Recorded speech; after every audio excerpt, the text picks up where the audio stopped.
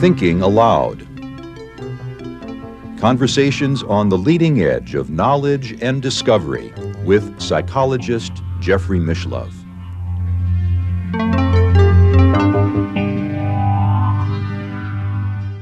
Hello and welcome. I'm Jeffrey Mishlove. Today our topic is what it's like to be a skeptical psychic. And with me is Nancy du Tertre, who is known as the skeptical psychic. She is the author of Psychic Intuition, What You Always Wanted to Know But Were Afraid to Ask. And she is also the author of How to Talk to an Alien. In addition to her professional practice as a psychic, Nancy is also a corporate attorney. Welcome once again, Nancy. Thank you, Jeff. It's a pleasure to be with you. You know, we're going to enjoy this interview, I'm sure. I know you have developed a complete methodology around working as a psychic and being very systematic, and you've explored the remote viewing research. You're very familiar with protocols, and yet, to me, there's a paradox involved in being a skeptical psychic, and I know you've addressed it, and that is that, to me, in order to do psychic work, you want to enter into a state of mind where your skepticism is put aside, at least temporarily. That it could, because the intellect in general interferes with psychic functioning. I think what's really important is you have to figure out what does it mean to be skeptical. Mm-hmm. What's the value in it? Yeah. And I think what I've learned is that being skeptical tends to mean that we don't accept those things that don't make sense. Mm-hmm. In other words, some of the best psychic work that anybody ever does is complete nonsense. And then you have to understand, why is it nonsense? Mm-hmm. It doesn't make sense. Right. It normally doesn't make sense to the psychic or the viewer or whatever, but very often it makes perfect sense to whoever the client is or whoever the intended recipient is. Well, it's interesting, even the very phrase makes sense. We're invoking the notion of empiricism. That is, if we see it through our five conventional senses, then it's considered real. If it doesn't comport with our normal sensory experience, it's nonsense. Right.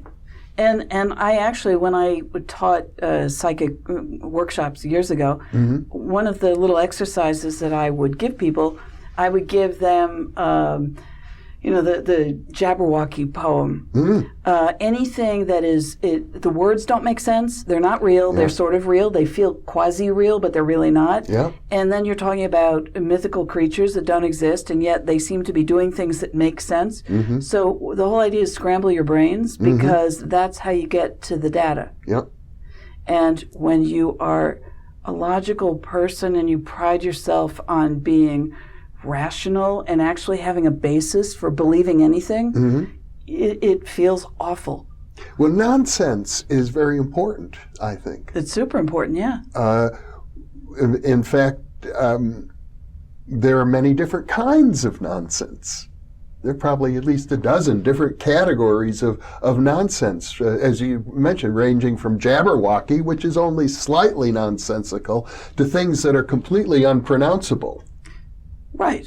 Mm-hmm. And all you have to do, if you want to get good at this type of work, and at some point, if you get good, you'll start to realize that it has tremendous value. Yeah. If you don't get good at it, it's really hard to recognize the value, because you're still judging by different standards.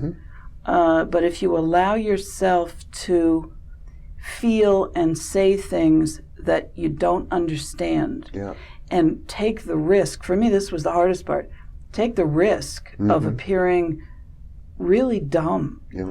I hate appearing dumb. Because I grew up in a background where you had to back up everything you said. And I can't back up any of this stuff. I can't, or some of it I can, but very little. Right. And it's only when you get to the feedback stage, when you start to say, oh, that makes sense. I get that. Yeah. I mean, I did a reading for somebody just recently, and the reading had to do with they were interested in knowing about future career or something. Classic question. So I hear a name, and when I say hear, I mean in my mind's ear. A certain sound is formulated, and I write it down, and it sounds like a name. And let's say, for argument's sake, and it was a weird name, let's say for argument's sake, it's a name like Kenilworth. Okay. Doesn't mean anything to me. Right. Nothing to do with what this client asked, as far as I'm concerned. And so I mention this to the client because I feel an obligation to mention all nonsense. And there was almost dead silence. And she said, well, that's the name of the street that my current job location is, where their offices are. I see. I then named certain people in this client's office. I didn't know what I was naming. For me, it meant nothing. So you have to take the risk of saying something that means nothing to you, and you don't know how to tie it in. What I'm hearing here is almost that the more nonsensical it is, perhaps the more likely it is to be accurate, because it's nothing that your logical mind could have come up with. Right, and that was Ingo Swann's big issue, what he would call analytic overlay in remote viewing, and that was his, stay as far away as possible from what he called the AOL. And anytime you thought you were actually recognizing something because you could put together the pieces, your logical mind could, throw it in the garbage can. AOL meaning analytical overlay. Right. Yeah. And what I have learned in a method that I am developing and have been developing for a long time, different type of remote viewing, but a little bit more complex, I would say, than some of the controlled remote viewing or the associative remote viewing. I bring back some of those elements, such as what they call front loading, which is another, oh God, no, you don't want to add in too much front loading, because then you know too much, and when you know too much, you're apt to do this analytic stuff. Well, for our viewers who don't know what the term means, it's about getting information about the target person or the target subject in advance of doing the reading. Right. It's any background you get and you're told or advised of before you start doing this magical thing, called remote viewing.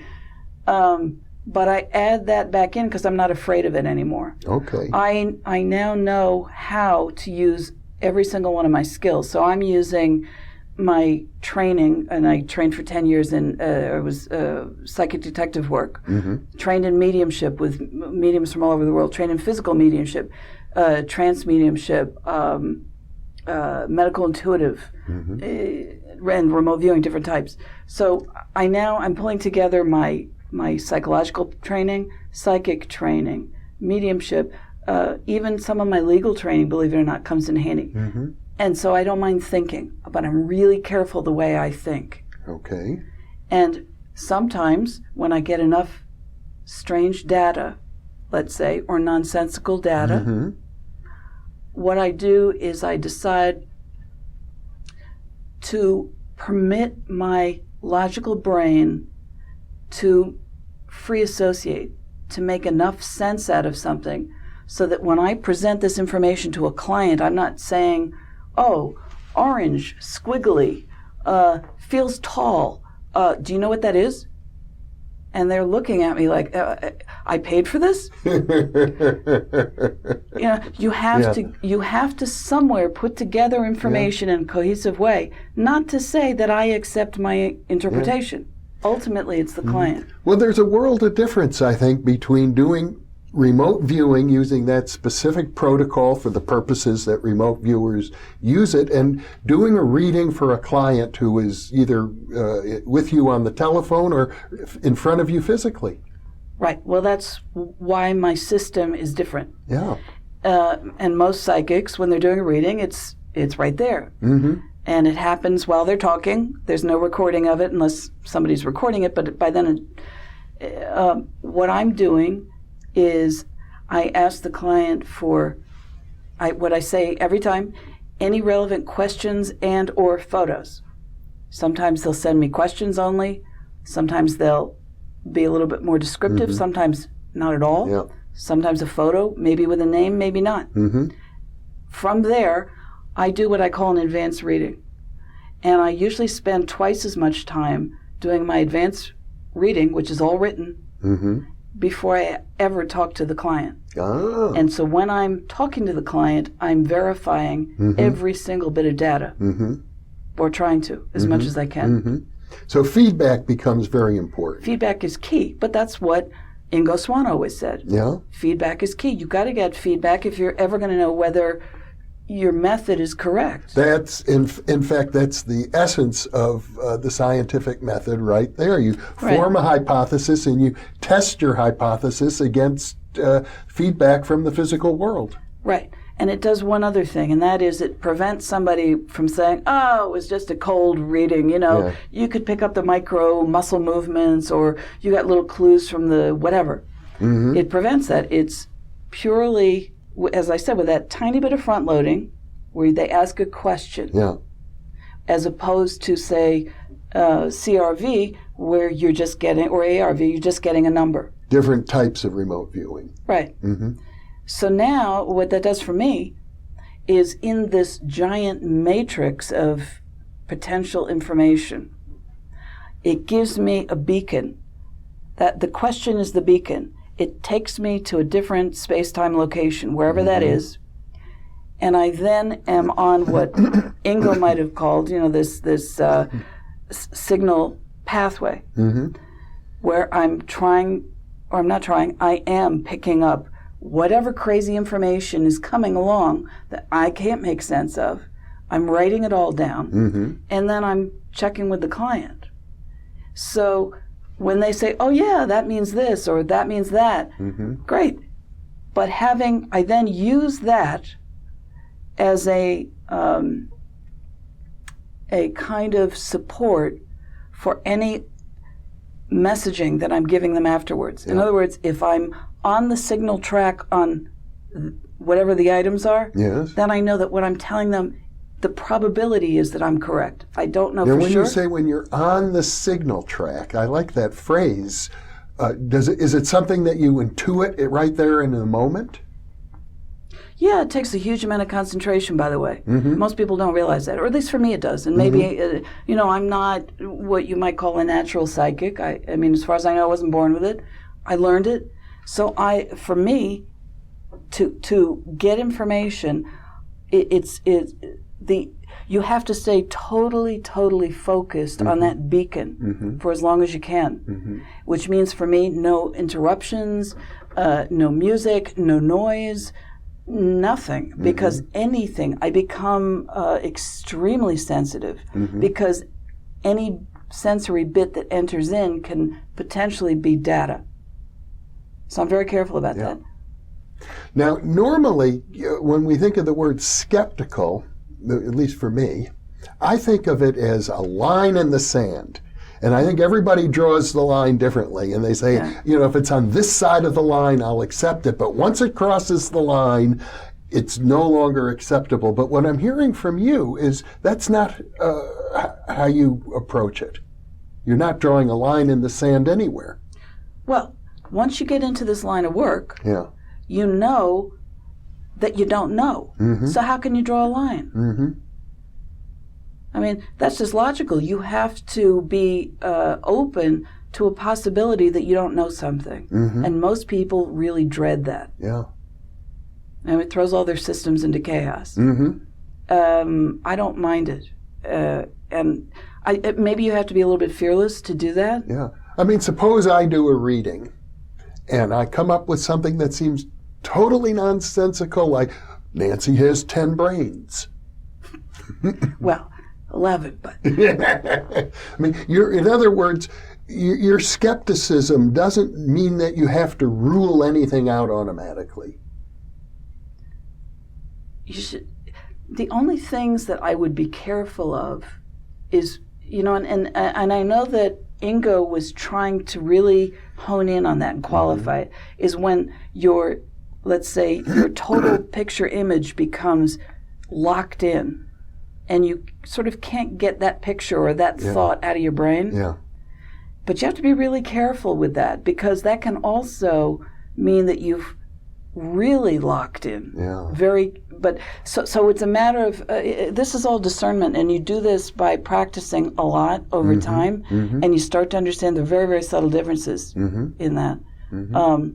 But the whole idea is to keep your thoughts as malleable as possible.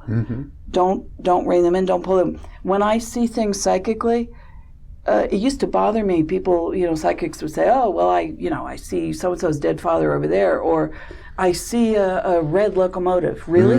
Where'd you see it? Yeah. So I needed somebody, because I guess I'm a simple person. I need things explained easily. Yeah. Where did you see it? Then I realized, for me, I see shadows. I see very weird amorphous shapes. I then have to go and start to say to myself, well, what does that remind me of? What does it feel like? What is it, not what I think it is, what is it sort of feeling like if I were to give this some kind of a label? I've gotten to a point now when I do associative remote viewing, which is that it's a binary choice, basically, to produce predict a future outcome. Usually used for speculation and wagering. Correct. And usually you're given there will be two photos. You won't see them. You'll give a coordinate, but it will refer to two photographs. One is, say, winning, one the other's losing, up, down, whatever. Buy, sell. There you go. And you have to pick the one that will win in the future, whichever.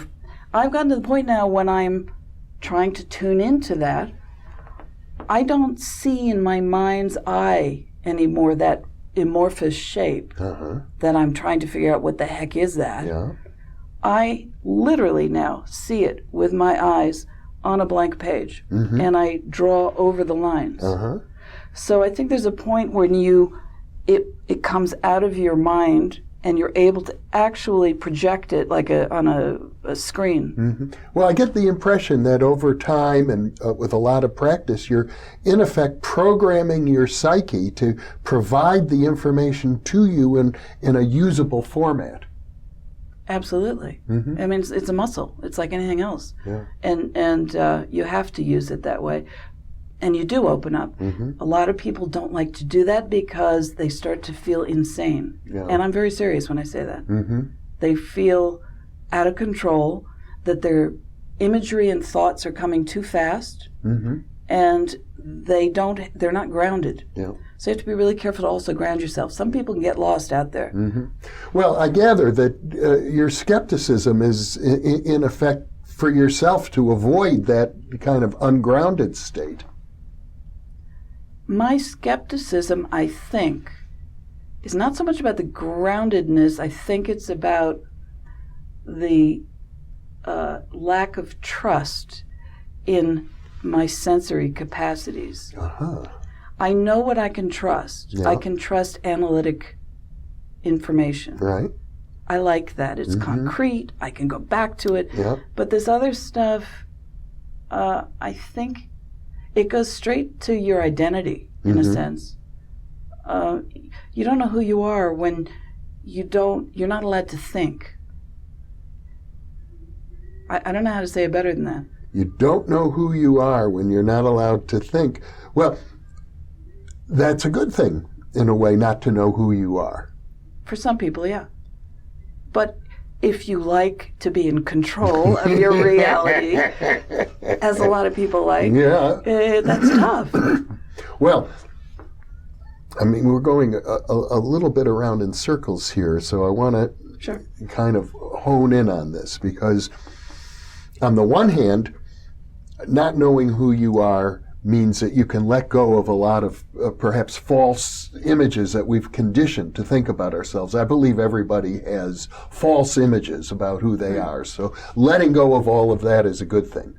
Yeah. It gets you in touch with maybe a larger sense of yourself. I think a lot of people do that with religion, because they can sort of identify with a larger consciousness and one that sort of maybe helps them to put their smaller reality into a context. Yeah. And they can also lose themselves in it. Yeah. But that's not what you're doing. I don't think so. Yeah. I don't think so. I just have a really hard time trusting. Mm-hmm. I am apparently not hypnotizable, and I know that's a trust issue. I learned how to hypnotize people when I was 8 years old. I've been hypnotizing people for a long time, but Well, not everybody is a natural hypnotic subject, but you have studied mediumship, so you go into trance, I presume. It took me a long time, and I will only put myself into trance. So yeah, I can go into a light trance, sure. Yes, and that is a form of self-hypnosis. Yeah. Yeah. Okay, but now let's come back to this issue because if I heard you rightly, you were saying that letting go of your sense of yourself is really not what you want to do when you're doing psychic work. You want to maintain a sense of yourself. I do. That's interesting you're asking that. I think part of that is getting to know your imagery, getting to know what feels right, what doesn't feel right, what you can trust, what you can follow, and how far out you can expand your reach. I used to know a psychic detective. She's passed away now. Her name was Annette Martin. I knew her. Did you? Yes, indeed. Oh, that's funny. I've interviewed Annette Martin. Oh, how funny. Yeah. And I remember way back, and I didn't know anything, and I said, this aura thing that everybody talks about. I mean, I said, do you have an aura? Well, of course I do. How big is your aura? Oh, I can puff it out as much as I want. She told me I can, if she's in a classroom, she'll puff it out to like 20 feet. And I'm thinking, well, that's peculiar. But then I remember somebody, I had just had foot surgery. Somebody was doing some, I think it was polarity therapy, something on, and they weren't touching. I had my eyes closed, and I said, oh, that hurts when you touch my foot there. They said, really? I said, yeah. Can you move out? Okay, I've moved out. I'm moved out now. No, you're still touching my foot. Anyway, this went on and on. When I finally opened my eyes, the woman was standing over on the other corner of the room. So even our physical sense, we're very expansive. We just don't know that. So for you, self-knowledge, being aware of who you are, implies being aware of this larger than the physical body part of yourself. Oh, definitely. I mean, to the point where, if you really realize what any matter is anyway, and if we're just matter, then we're not really here. So, and I know that sounds a little bit esoteric or a little ridiculous, but we're not really here. It sounds kind of woo-woo, but and that's fine. Yeah. And I'm so over woo-woo. Woo-woos, and a lot of people are getting over woo-woo. But the point is, you can bilocate. I've been told that I've shown up across the country in people's rooms where there've been more than one person who've seen me and heard me. Do I remember that? No. All I know is that my physical body seems to be what I'm aware of, but I know that I can be many places simultaneously, as well as being here or not here. Doesn't really matter, which is why I don't think that the physical brain generates consciousness. And that's a whole topic that has been absorbing an awful lot of people. Yes, indeed. It's becoming a hot topic. Yeah. As more and more people begin to digest the data of parapsychology, they have to begin to think of the mind in new ways, not completely dependent upon the brain. Right. And I think if you read enough, books by people who've had, whether they're out-of-body experiences, near-death experiences, whether they're doing remote viewing or bilocation or you name it, or even dreams that are lucid dreams or dreams that are predictive, you realize we're more than what we think we are right here in this particular space. Yeah. So your skepticism, from what I'm hearing, is directed not only to the particulars of your methodology and making sure you're working with feedback, but also I think you have a very healthy skepticism of many of the, I'm going to call them conventional falsehoods that we've all been educated to accept. Oh, sure. I give you another example. What I included into my methodology, this TSP, is the skeptical psychic. Well, that, yes, it seemed to work with that too. Right. Or tested ESP. Anyway, another factor that I've added in is not just being able to view bits of data in advance, with, as they say, being shielded or blocked by distance or time. So you're not just putting in those bits of data, but I also have added a new category of synchronicity. And synchronicity, depending on how you look at it, because you have to look at it's just a meaningful coincidence. Well, what does meaningful mean? Meaningful means that you have reorganized your concept of cause and effect so that something has happened that made it meaningful, that there were two different events or something that occurred that gave it value. Right. And what's interesting is, since I really started heavily documenting my case studies, let me put it that way, is that almost half of them have extraordinary synchronicities. So I'll add that into the mix. That weighs in the favor of a confirmation. Almost half of what? My little readings. Your readings? Yes. Okay. So, for example, I mean, there's so many examples. There was a man who wanted a reading.